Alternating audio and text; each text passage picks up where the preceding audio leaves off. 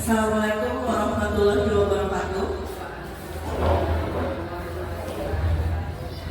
Puji syukur kita panjatkan atas kehadiran Allah Subhanahu wa taala, karena rahmat dan karunia Beliau kita dapat hadir dan berkumpul bersama-sama hari ini di ruangan ini untuk mengikuti presentasi tentang diseminasi budaya positif di sekolah.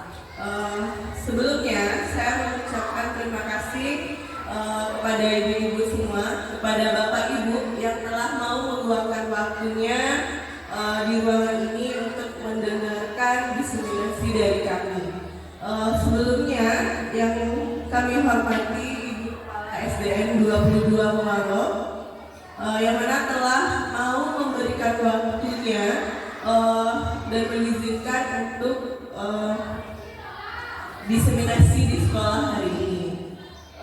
Kemudian hari ini Bapak Ibu, diseminasi ini akan kami tampilkan, yaitu tentang bagaimana proses budaya positif ini di sekolah kita, karena ada banyak hal-hal baru nantinya yang akan kita rubah dari proses yang sebelumnya, karena mungkin setelah memahami ini nantinya kita baru sadar bahwasanya selama ini ada beberapa atau ada kesalahan-kesalahan yang telah kita laksanakan dalam proses pembelajaran di sekolah, atau bagaimana proses kita menghadapi anak-anak kita selama ini.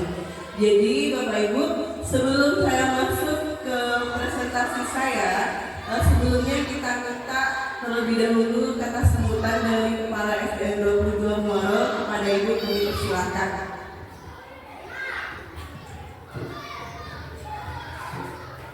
Assalamualaikum warahmatullahi wabarakatuh.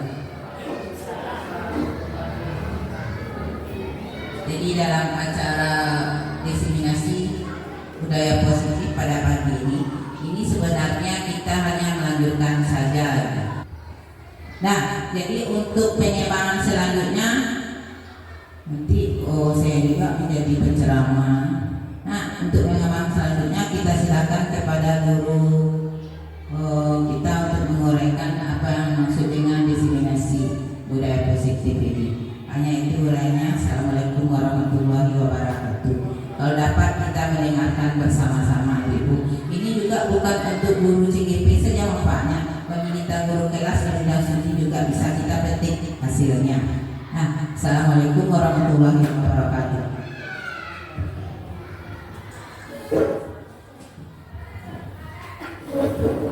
Terima kasih kepada Ibu Kepala. Selanjutnya Bapak Ibu, kita langsung saja. Jadi sebenarnya hari ini saya tidak presentasi, tetapi kita dalam bentuk diskusi saja Bapak Ibu. Jadi kita santai saja. Jadi tidak hanya terfokus kepada saya di depan, boleh berdiskusi, nanti jika ada yang mau bertanya boleh bertanya tentang budaya positif ini. Baiklah Bapak Ibu, kita langsung saja, yaitu diseminasi budaya positif di sekolah.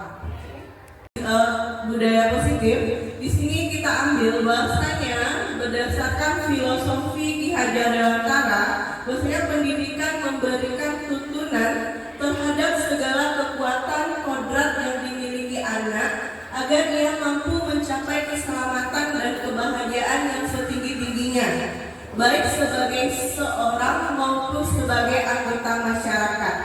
Jadi Bapak Ibu, sebenarnya kalau kita ambil kesimpulan dari filosofi Ki Hajar Dewantara ini, jadi tugas kita sebagai pendidik di sekolah itu, kita akan menuntun anak kita. Jadi kita menuntun anak-anak itu menjadi seseorang yang dia tidak hanya sebagai seorang dirinya saja, tetapi sebagai anggota masyarakat. Jadi sebenarnya berdasarkan filosofi KHD ini, kita sekolah ini ibaratkan lahannya. Jadi anak-anak itu bibitnya, jadi nanti kita akan membentuk anak. Tetapi membentuk anak yang seperti apa? Jadi kita membentuk anak itu tidak sesuai dengan keinginan kita, tetapi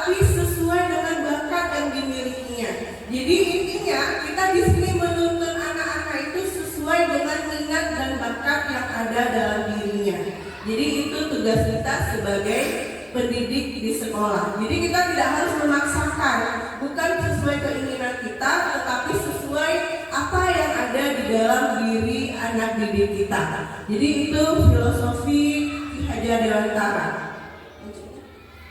Jadi di sini dapat kita lihat berdasarkan filosofi KHD, bahwasanya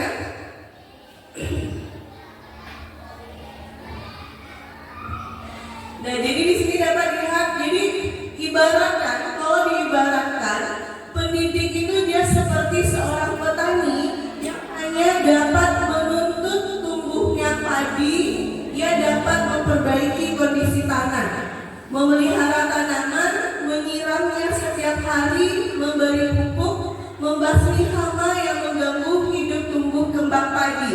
Jadi itu ibaratnya kita di sekolah ini Bapak Ibu, kita yang sebagai petaninya, kita yang mengolah lahannya tadi.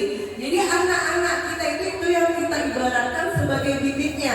Jadi kalau bagus, ini kan jadi dicontohkan, kita yang memelihara tanaman, menyiram dan memupuknya. Jadi intinya kalau bagus perawatannya dari kita, maka mungkinnya nanti anak-anak kita itu akan menjadi bibit unggul, maka akan menghasilkan peserta didik yang baik, karena kita yang mengolah anak-anak tersebut. Sebagai mau kita apakan dia nanti, tapi tetap sebagai bagaimana juga minat dan bakatnya, tanpa tidak melawan itunya. Jadi kalau bakatnya nanti dia sebagai ada bakatnya ke guru, kita arahkan ke sana, kita bimbing ke sana, maka mungkin nantinya anak-anak kita itu akan bisa menjadi guru yang berhasil di kemudian harinya. Jadi intinya kita di sekolah ini hanya sebagai petani yang akan merawat bibit kita itu sampai menghasilkan hasil yang bagus.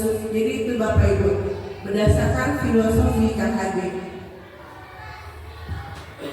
Jadi konsep intinya dari budaya positif ini, yang pertama yaitu perubahan paradigma belajar, kemudian disiplin positif, kemudian motivasi perilaku manusia, kemudian kebutuhan dasar manusia, kemudian posisi kontrol, keyakinan kelas, dan segitiga restitusi. Jadi ini konsep intinya. Sekarang kita masuk dulu ke pembelajaran paradigma baru. Jadi di sini maksud dari pembelajaran paradigma baru ini yaitu pembelajaran yang berpihak pada murid dengan mempertimbangkan kodrat alam dan zaman. Pembelajaran yang dirancang berdasarkan prinsip diferensiasi, sehingga peserta didik belajar sesuai kebutuhannya berdasarkan tahap perkembangannya untuk mewujudkan profil pelajar Pancasila. Jadi ini yang dimaksud dengan pembelajaran paradigma baru. Kenapa ada sebenarnya kalau kita lihat dari ini mungkin ada kesalahan pada kita selama ini. Kenapa?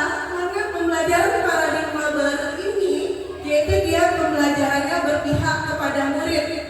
Kira-kira selama ini kita sudah melakukan pembelajaran paradigma pada murid atau tidak Bapak Ibu?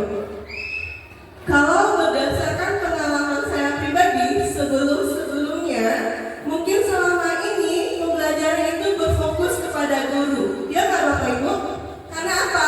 Karena mungkin dari segi kita mengajar di depan itu misalnya dengan metode ceramah. Kemudian anak-anak kita kasih tugas, kalian kerjakan ini, tunggu sampai sekian waktunya, kemudian kumpulkan. Sebenarnya itu kita sudah melakukan kesalahan Bapak Ibu. Karena apa? Karena itu apa? Kita menuntut anak sesuai dengan keinginan kita, tidak sesuai keinginan anak, tidak sesuai bakat anak. Nah, jadi kita sebaiknya untuk kedepannya kita melakukan pembelajaran paradigma baru ini, yaitu pembelajaran yang berpusat pada murid. Nah, ini seperti itu Bapak Ibu. Kemudian konsep inti yang kedua yaitu disiplin positif. Jadi di sini disiplin positif ini bertujuan untuk menanamkan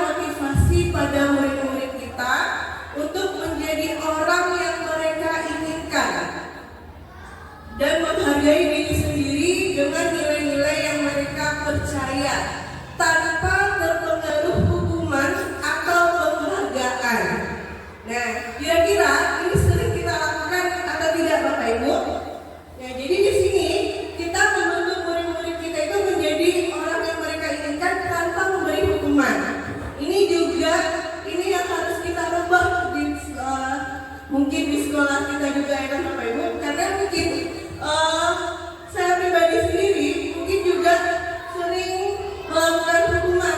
Contoh kecil saja yang harus kita rubah tentang hukuman ini, misalnya ketika anak-anak terlambat, ya kan Bapak Ibu, anak-anak terlambat atau ada anak-anak yang tidak lengkap atributnya di saat upacara. Salah satu bentuk contoh hukumannya yaitu apa? Kita pisahkan barisannya, ya kan Bapak Ibu. Nah, jadi sebenarnya untuk disiplin positif ini harus kita rubah selanjutnya. Karena apa? Karena pada budaya positif itu bukan salah, bukan, tetapi harus kita rubah. Karena apa? Kita tidak boleh memberikan hukuman kepada anak.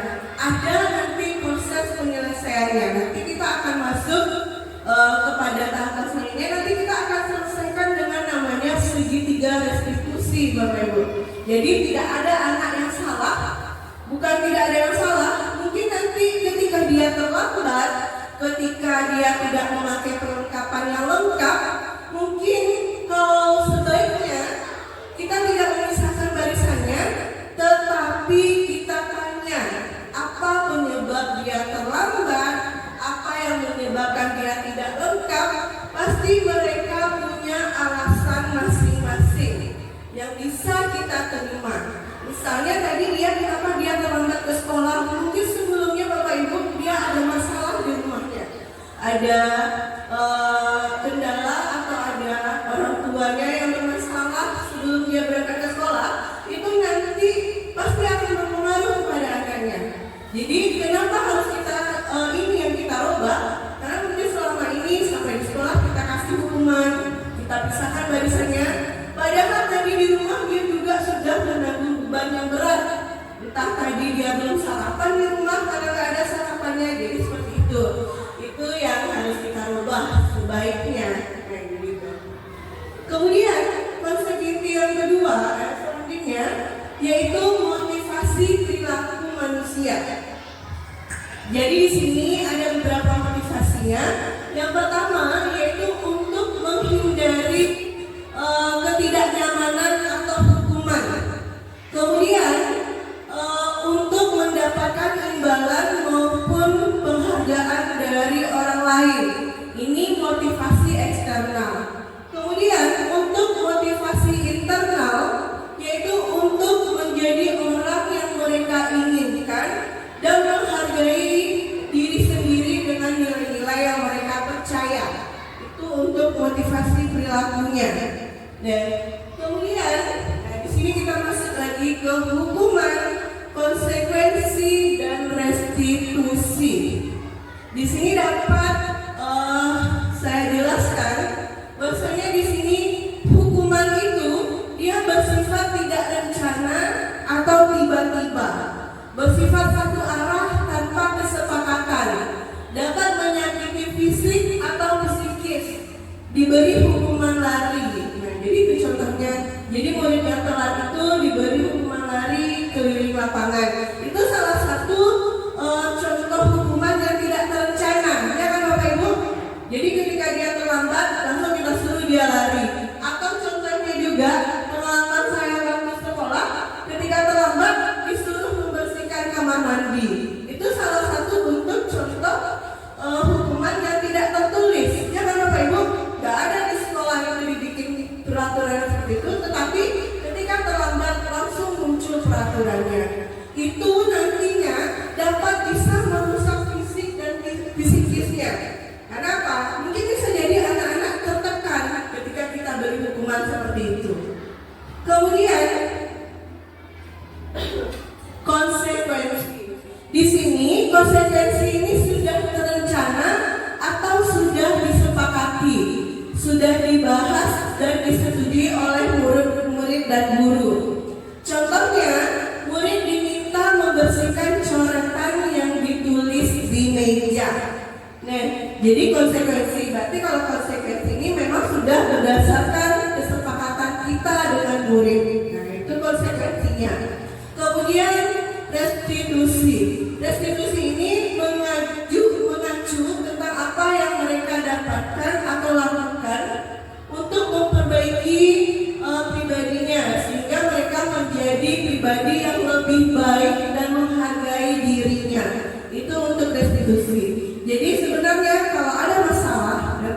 kita selesaikan dengan segitiga diskusi namanya, ada tahapannya. Di sini kita lanjut lagi ke keyakinan kelas.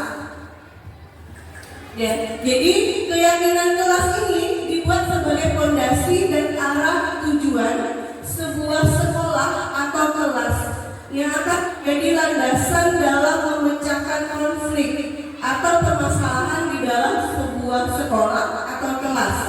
Keyakinan kelas dibuat berdasarkan komitmen atau kesepakatan kelas, merumuskannya dengan siswa-siswa kita. Jadi kita sepakati bersama, kemudian itu nanti yang kita lakukan. Jadi pada kesepakatan kelas ini dia merupakan contohnya nilai-nilai kebajikan yang diyakini anggota kelas yang dirasa penting atau diharapkan. Itu salah satu dasar untuk membuat keyakinan kelas. Contohnya saja yaitu kalau di kelas, contohnya misalnya memakai pakaian pramuka lengkap. Kalau lengkap berarti semuanya dipakai. Jadi nanti kesepakatannya kita sepakati. Misalnya kalau ada yang lupa dia memakainya, maka nanti apa kesepakatannya, apa konsekuensi yang harus diterima anak kita. Itu keyakinan kelas.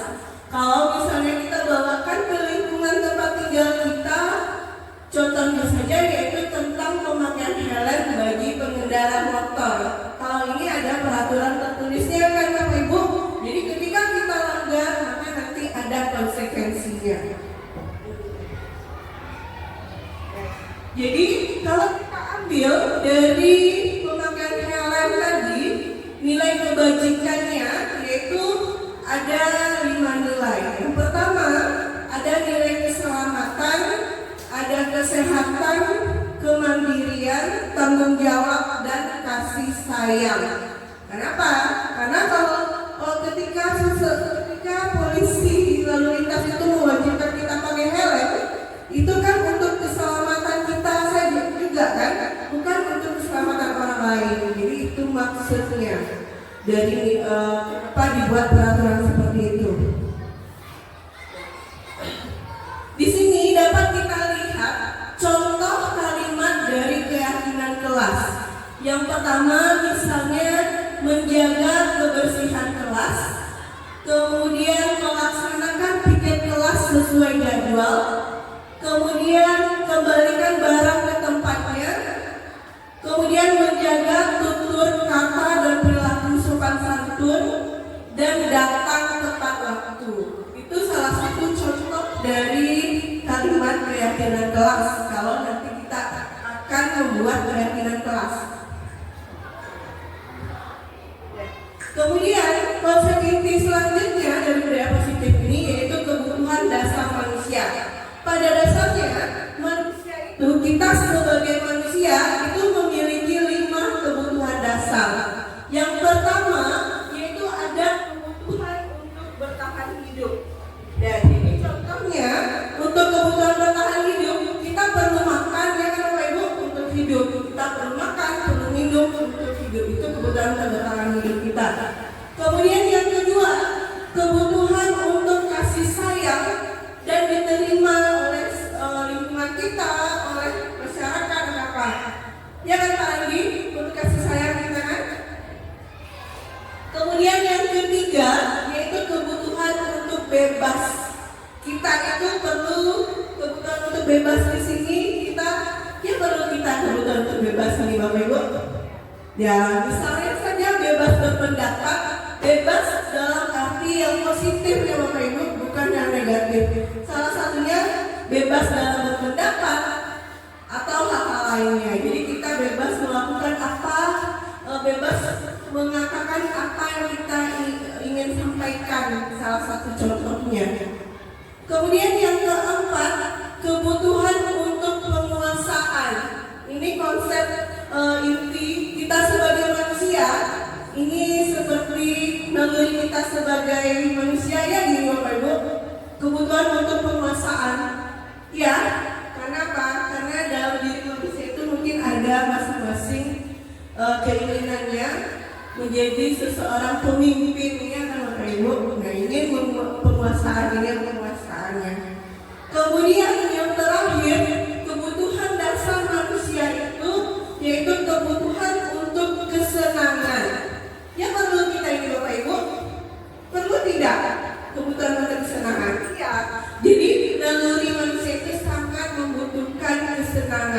Jadi ketika kita melakukan pergi liburan, ternyata itu memang konsep kita sebagai manusia itu memang kebutuhan dasar. Karena memang itu yang kita perlukan. Jadi setelah banyak apa yang kita lakukan selama ini, liburan itu penting Bapak Ibu, jalan-jalan itu penting, rekreasi itu penting, karena itu kebutuhan dasar kita sebagai manusia. Itu tidak dibohongi lagi, karena itu memang salah satu kebutuhannya. Ya. Kemudian 5 posisi kontrolnya. Jadi untuk kontrolnya ini yang pertama yang harus kita hindari. Jadi yang pertama yang kita hindari itu yaitu kita harus menghindari kita sebagai penghukum. Jadi kita tidak boleh menghukum anak kita Bapak Ibu, baik itu dari secara verbal maupun non verbal. Jadi dengan kata-kata kita kasih anak-anak kita itu nggak boleh. Intinya sebagai penghukum kita tidak boleh. Nah itu untuk posisi kontrol. Kemudian yang harus kita lakukan selanjutnya untuk posisi kontrol ini membuat rasa bersalah. Jadi seperti ini contohnya Bapak Ibu. Ketika ada anak kita yang terlambat, kita tanya anak kita itu baik-baik Bapak Ibu. Kita tanyakan, kenapa kamu terlambat? Nah jadi kita tanyakan, kemudian kita bikin dia seolah merasa bersalah. Misalnya tadi dia terlambat karena tidurnya kemalaman, karena main HP. Kita tanyakan, main HP itu salah? Apa betul kalau sampai larut malam? Nah itu membuat rasa bersalahnya. Kemudian kita jadikan anak tadi teman dulu Bapak Ibu. Intinya ketika kita bertanya kepada anak kenapa dia terlambat tadi, kita tanyakan itu bukan sebagai kita sebagai pemimpinnya, kita bukan sebagai gurunya, kita tanya kepada anak tersebut, ibaratnya kita sebagai teman. Kenapa kamu terlambat nak? Tadi malam ngapain? Itu contohnya. Tanpa ada intimidasi, tanpa melakukannya dengan nada tinggi. Jadi kita sebagai teman bertanya. Kemudian sebagai pemantau, dan selanjutnya posisi yang terakhir yaitu sebagai manajer. Itu yang kita lakukan dalam posisi kontrol dalam penyelesaian masalah. Jadi ini contoh penerapan 5 posisi kontrol guru. Di sini saya ambil kasusnya siswa tidak mengikuti upacara bendera. Di sini kalau kita lakukan diri kita sebagai penghukum, yaitu ini pengalaman pribadi saya waktu sekolah ya Bapak Ibu. Jadi kalau tidak mengikuti upacara bendera, gurunya langsung menyuruh siswanya untuk hormat bendera selama 1 jam pelajaran. Dan itu dilakukan dengan nada kasar. Ini contoh di saat tidak mengikuti upacara. Contoh lain ketika tidak buat PR juga disuruh untuk hormat bendera dengan nada yang cukup tinggi atau nadanya kasar. Nah, jadi itu sebagai penghukum dan itu harus kita hindari nantinya Bapak Ibu. Kemudian kita lakukan penerapan posisi kontrolnya yaitu dengan membuat rasa bersalah. Contoh dari membuat rasa bersalah ini ditantangnya kepada anak tadi. Sudah berapa kali ibu nasihati, tapi kamu tidak mau dengar. Kamu sudah mengecewakan bapak ibu. Itu membuat rasa bersalah. Jadi kalau kalimat ini kita sampaikan kepada anak-anak kita Bapak Ibu, mungkin nanti dia akan tersentuh hatinya. Oh iya, awak nak BPR kan Bu. Gitu. Oh ya, saya nggak upacara karena tadi di rumah begini Bu. Nah, jadi kalau membuat rasa bersalah, dia akan tersentuh. Bedanya kalau kita sebagai penghukum dengan nada tinggi kita hukum dia dengan nada kasar, apa yang terjadi Bapak Ibu? Anak-anak menjadi melawan juga kepada kita, ya kan? Nah, jadi seperti itu Bapak Ibu. Jadi penghukum ini memang benar-benar harus kita hindari. Kemudian lagi kalau sebagai teman, nah, kalau sebagai teman posisi kontrolnya dapat kita lakukan. Ayo dong ikuti peraturan sekolah. Tolong Bapak Ibu ya, sekali ini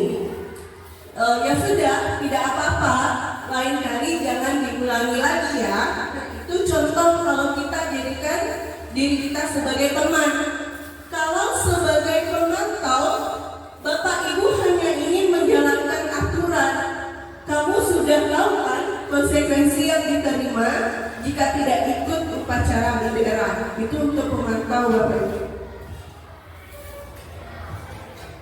Kemudian yang terakhir yaitu manajer. Kita sebagai guru itu sebagai posisi manajer, yaitu dapat kita lakukan. Kira-kira kesalahan kamu apa? Keyakinan kelas mana yang kamu langgar? Apa kamu bisa memperbaikinya? Bagaimana cara mengatasinya? Jadi itu untuk manajer, contoh kalimatnya. Nah, kemudian pada posisi kontrol manakah aku ini kita sebagai guru Bapak Ibu. Nah, contoh kalimat kontrolnya, saya kecewa sekali dengan kamu. Ini sebagai membuat merasa bersalah ungkapannya. Kemudian, apa rencanamu untuk menyelesaikan masalah ini? Apa sanksinya jika kamu melanggar? Nah, ini yang saya sebut di awal tadi Bapak Ibu, segitiga restitusi. Jadi segitiga restitusi itu merupakan suatu proses dialog yang dijalankan guru atau orang tua agar menghasilkan murid yang mandiri dan bertanggung jawab. Nah, jadi murid akan memperbaiki kesalahan mereka sehingga mereka bisa kembali pada kelompok mereka dengan karakter yang lebih kuat.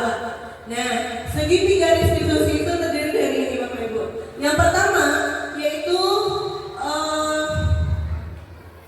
validasi tindakan yang salah, kemudian menanyakan keyakinan kelas, dan menstabilkan identitas. Itu penyelesaian masalah dengan segitiga restitusi, itu tahapannya. Nah, jadi ini langkah-langkahnya Bapak Ibu. Yang pertama tadi menstabilkan identitas. Menstabilkan identitas itu yaitu membuat kesalahan adalah bagian dari proses pembelajaran. Identitas gagal bergeser menjadi bentukan yang sukses. Nah, jadi itu untuk menstabilkan identitas.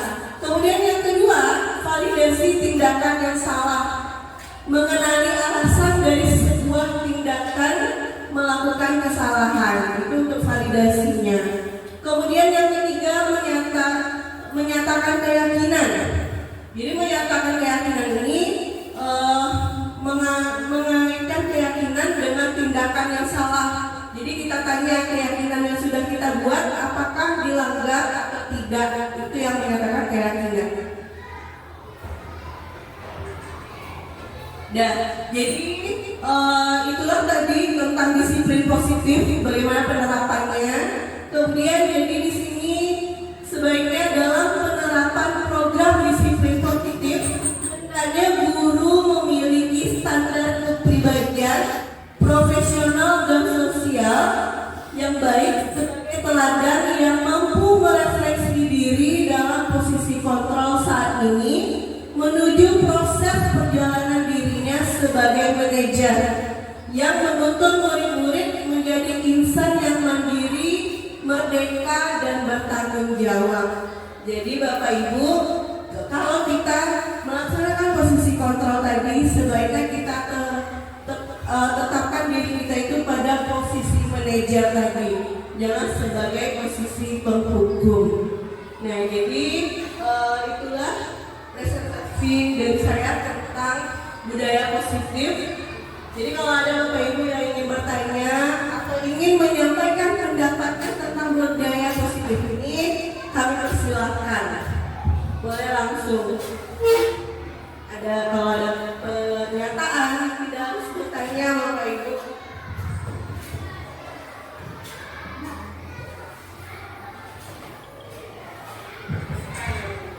Oke, kita kasih ke sisi. Terima kasih Ibu narasumber yang telah menyampaikan materinya kepada kami bersama. Di sini kami akan menanyakan kepada Ibu narasumber dari segi hal yang harus kita hindari. 5 sikap kontrol yang harus kita hindari. Kita kan sebagai penghukum. Kenapa kita dikatakan sebagai penghukum oleh ibu narasumber tadi, dalam berbagai cara telah kita lakukan, baik dengan cara lemah, lembut, tapi dari segi kita sebagai penghukum tadi, anak-anak kita dalam melaksanakan tugas atau kewajiban yang kita berikan masih ada yang belum melaksanakannya. Bagaimana tindakan kita seharusnya yang harus kita lakukan? Sementara di dalam satuan pendidikan kita itu ada aturan namanya, aturan tertulis dan aturan yang tidak tertulis. Bagaimana penerapannya untuk selanjutnya? Terima kasih Ibu narasumber. Terima kasih Bu Susi, narasumber ya Bu ya. Ya, jadi sebenarnya ini tadi, jadi kata Bu Susi bagaimana untuk penerapannya, sedangkan itu sudah kita lakukan dan anak tidak sadar juga ya Bu. Nah, jadi sebenarnya 5 posisi kontrol ini bukan kelima-limanya kita harus hindari, cuman yang satu ini ya Bu. Nah, jadi yang harus kita hindari itu sebagai penghukum. Nah, bagaimana proses penerapannya? Makanya tadi kita buat dia dulu seolah-olah menjadi teman kita sampaikan dengan baik, kemudian kita buat dia menjadi pembuat rasa bersalahnya. Mungkin Bapak Ibu untuk di tahap awal ini mungkin akan sulit kita melakukannya. Kenapa? Karena anak-anak itu mungkin nanti akan menjadi tanda tanya besar sama kita, ya kan? Oh, dulu ibuku kare-kare prinsip kawat, ini badai lembut sih, nah pasti. Nah kemudian ketika dia terlambat, kalau dulu silahkan baris ke sana, kalau sekarang sini dulu nak, ngapain tadi malam? Nah, itu akan menjadi tanda tanya bagi anak. Tiba-tiba ibu kok jadi baik seperti ini, ya kan? Tetapi itulah yang harus kita lakukan untuk merubahnya.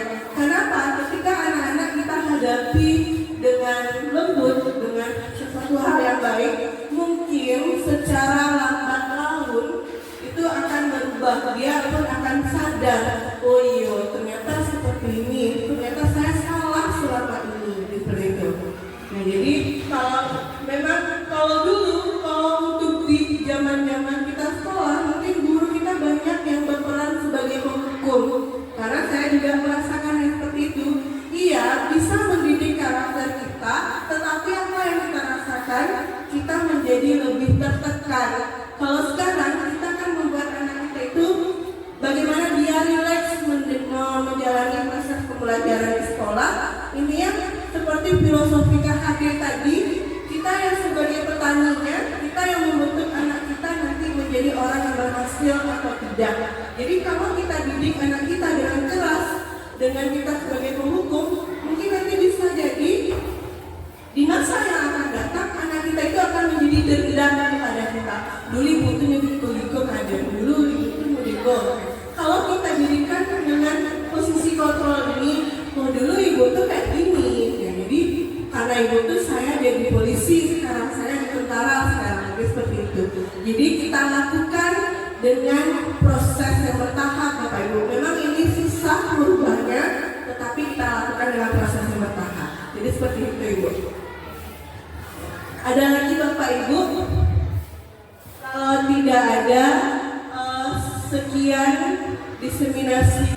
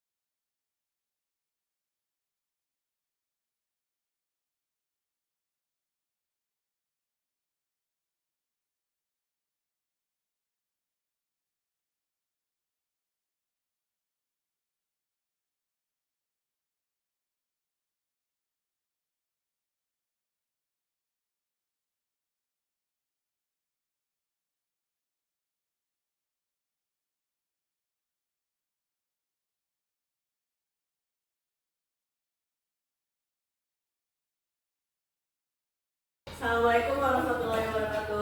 Waalaikumsalam warahmatullahi wabarakatuh. Ya, selamat pagi anak-anak ibu semuanya. Pagi Bu. Oke, jadi hari ini ibu akan membuat sebuah keyakinan kelas di kelas kita. Jadi sebelumnya keyakinan kelas kita kan belum ada dibikin, jadi kita akan berkeyakinan. Jadi kenapa kita bikin keyakinan kelas ini? Karena nanti kita akan menerapkan tentang penerapan disiplin positif. Jadi sebelum ibu membuat keyakinan kelas kita, ibu mau tanya, anak-anak ibu tahu semuanya tentang disiplin positif? Jangankan disiplin positif dulu, kata-kata disiplin aja. Apa itu disiplin? Apa sih disiplin? Misalnya aku bilang nih, kalian harus disiplin, harus begini-begini. Jadi apa itu disiplin? Apa bisa? Kira-kira tahu apa itu disiplin? Apin? Taat peraturan. Bagus. Kasih tepuk tangan sama Apin. Ya. Jadi disiplin itu kita harus mentaati peraturan. Jadi kita di sekolah ini kita punya peraturan sekolah. Ya, ada peraturan sekolah kita kan? Dan kita ada peraturan sekolah. Kita juga sebelum ini punya peraturan kelas. Apa contohnya peraturan sekolah atau peraturan kelas kita sebelumnya? Tidak boleh makan di kelas, itu untuk peraturan kelas kita. Apa lagi? Tidak boleh membuang sampah sembarangan. Apa lagi? Tidak boleh datang terlambat. Apa lagi tadi kisah? Harus melaksanakan piket kelas. Itu merupakan salah satu bentuk peraturan sekolah dan juga peraturan kelas. Jadi disiplin itu berarti harus kita jalankan dan juga positif. Berarti kalau positif itu berarti merupakan sesuatu yang bagaimana kalau positif? Positif. Apa nada? Sesuatu yang baik. Berarti sekarang itu ibu akan membuat sebuah peraturan agar apa? Agar bisa semuanya itu berjalan dengan baik. Jadi itu dia tentang disiplin positif. Jadi nanti kita akan membuat keyakinan ini agar semuanya bisa berjalan baik dan lancar di sekolah kita. Sebelum kita membuat disiplin positif ini, kita nanti akan menggunakan nilai-nilai kebajikan universal. Nilai-nilai kebajikan universal.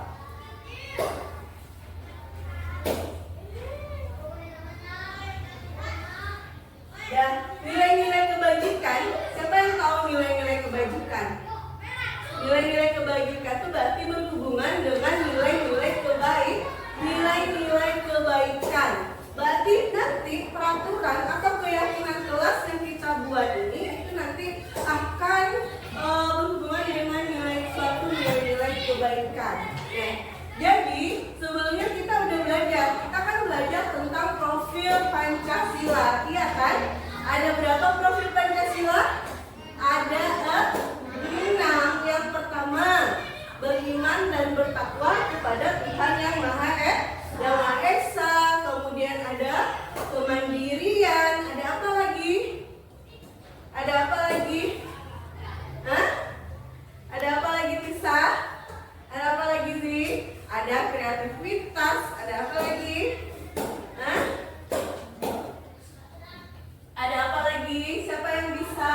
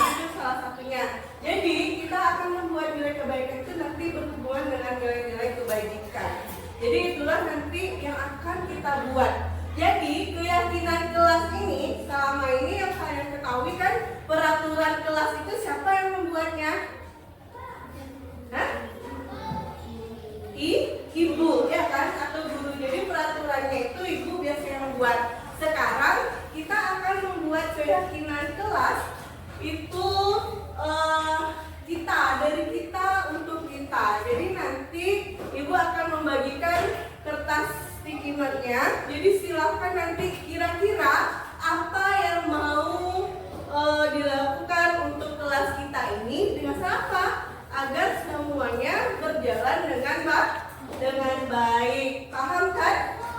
Ya. Jadi Ibu bagikan nanti silahkan ditulis, oke? Ditulis di kertasnya. Apa yang mau kita lakukan di kelasnya nanti?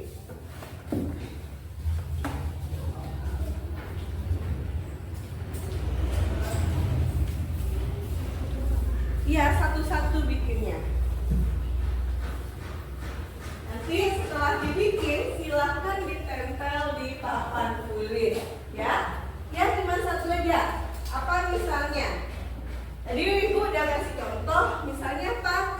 Tidak boleh membuang sampah sembarangan, ya kan?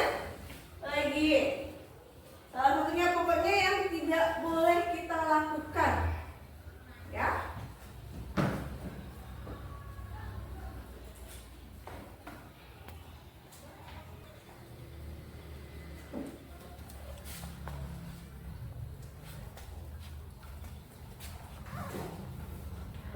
Udah? Ada yang sudah selesai? Nah, kalau udah ada, tempel di sebelah sini ya. Tempel kertasnya di sebelah sini. Tuh. Bisa tempelnya kan? Nah, di sini. Terus, ada lagi, coba tempel. Dah. Oh. Kuatkan, nak, kuatkan.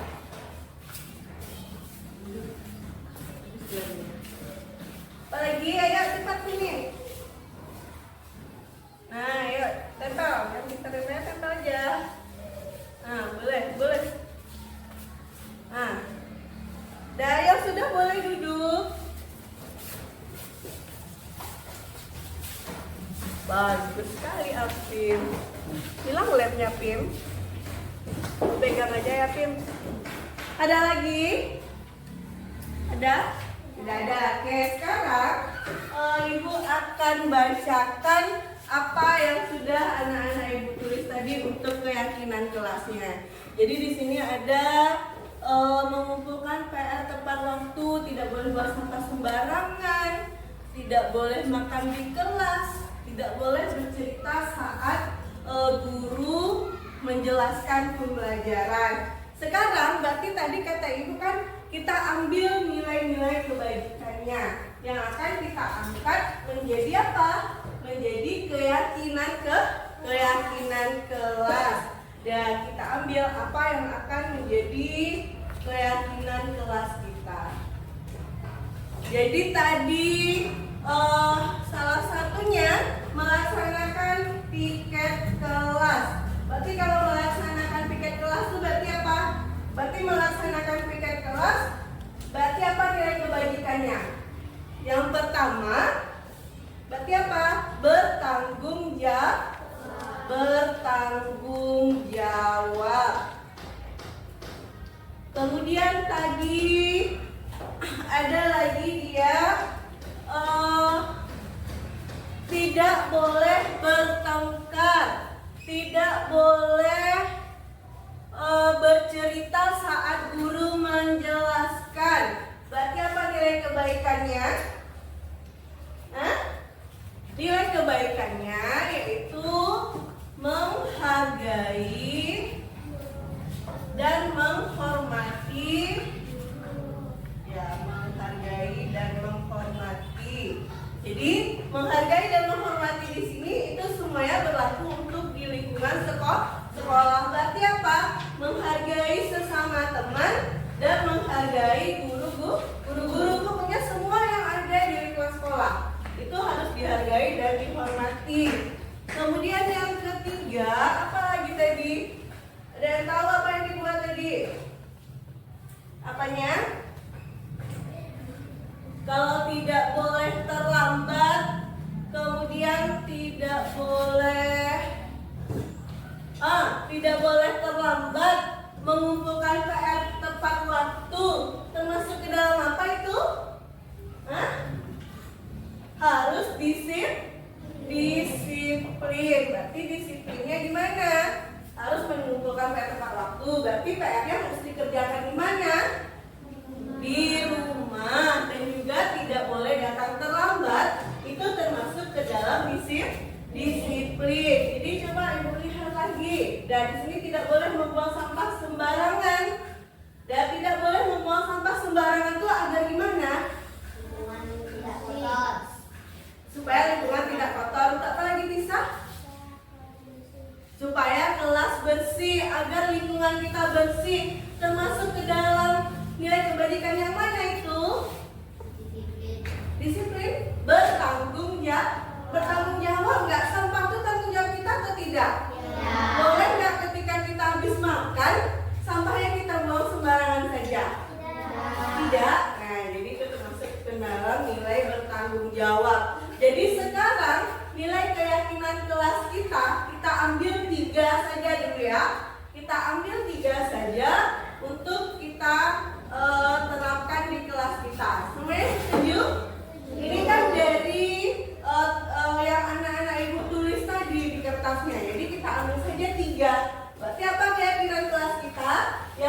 Yang pertama yaitu harus bertanggung jawab. Bertanggung jawab itu berarti apa? Untuk semuanya. Harus menjaga kebersihan kelas, melaksanakan piket kelas, itu termasuk ke dalam nilai bertanggung jawab. Kemudian menghargai dan menghormati. Jadi misalnya di kelas tidak boleh membuli teman, tidak boleh mencaci-caci temannya. Kan kebiasaan anak ibu seperti itu ya, suka mengolok-olok temannya. Ya, kalau kita sudah sepakati nilai menghargai dan menghormati, berarti besok tidak boleh lagi dilakukan ya. Paham? Ya.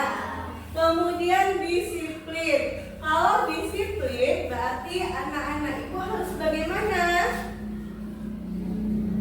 Boleh datangnya jam 8? Ya, jadi disiplin itu mulai dari segala aspeknya. Datang tepat waktu, kemudian sama juga kayak mengumpulkan PR-nya tepat waktu. Nah, jadi pokoknya melaksanakan peraturan-peraturan di sekolah dan sesuai dengan keyakinan kelas kita. Sampai di sini anak-anak ibu sudah paham tentang keyakinan kelasnya? Sudah. Bisa ditaati nanti? Bisa dilaksanakan? Nah, karena apa? Karena keyakinan kelas ini sudah menjadi kesepakatan kita bersama, ya kan?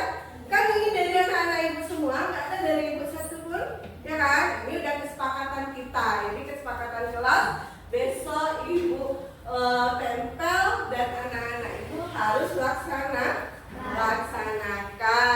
Kalau begitu sekarang boleh istirahat. Silahkan keluar main. Terima kasih semuanya. Ya, oke. Ya, boleh pulang.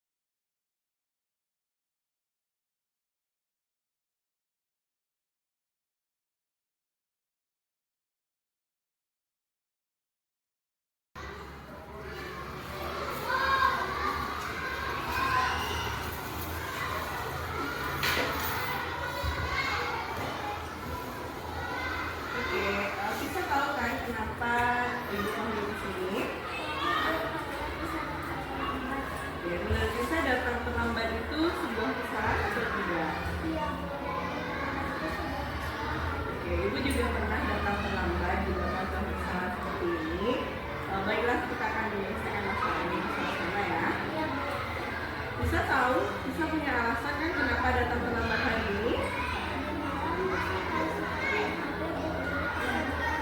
Belum main HP sampai malam. Mama nggak marah? Main HP itu boleh, tapi harus ada waktunya. Karena kalau kita main HP sampai malam, itu akan menyebabkan diri kita sendiri. Masih ingat kan keyakinan kelas yang kita bikin di awal semester kemarin? Coba bisa sebutkan. Nah, kita bisa tahu apakah keyakinan kelas itu harus kita laksanakan. Apa yang akan bisa lakukan supaya bisa melaksanakan keyakinan kelas dengan baik?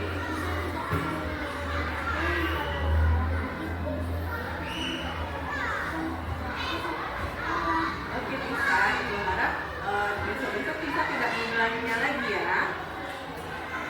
Boleh kembali ke kelas. Assalamualaikum warahmatullahi wabarakatuh. Saya Aura Tisa Aquina dari kelas 4 SDN 22 Muaro.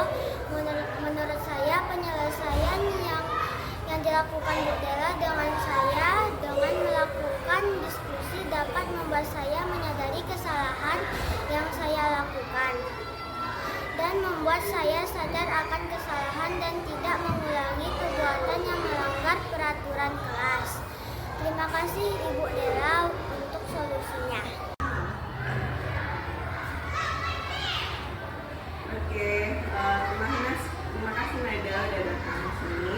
Nada tahu kan kenapa ibu pergi ke sini? Jadi tadi ibu dapat laporan dari ketua kelas. Katanya Nada habis berantem dengan Bibi. Kenapa Nada risau?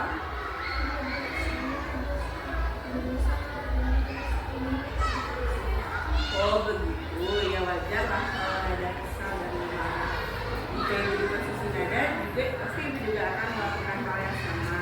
Lalu apa yang yang Nada lakukan terhadap Bibi tadi?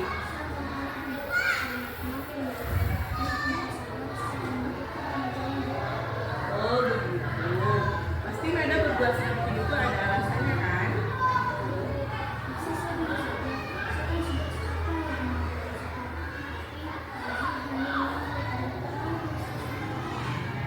Ya wajar lah kalau Nada merasa marah karena tidak rela pekerjaannya dicontek kan.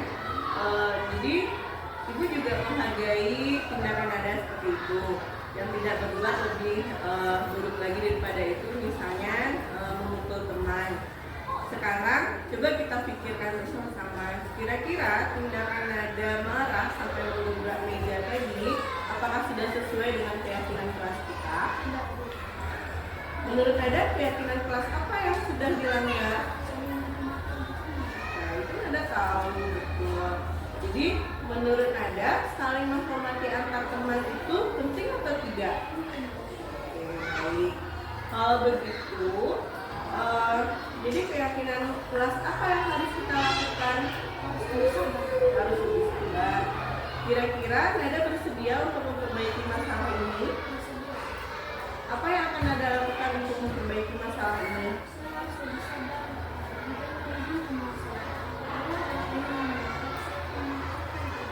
Ya, tepat sekali. Tetap semangat ya.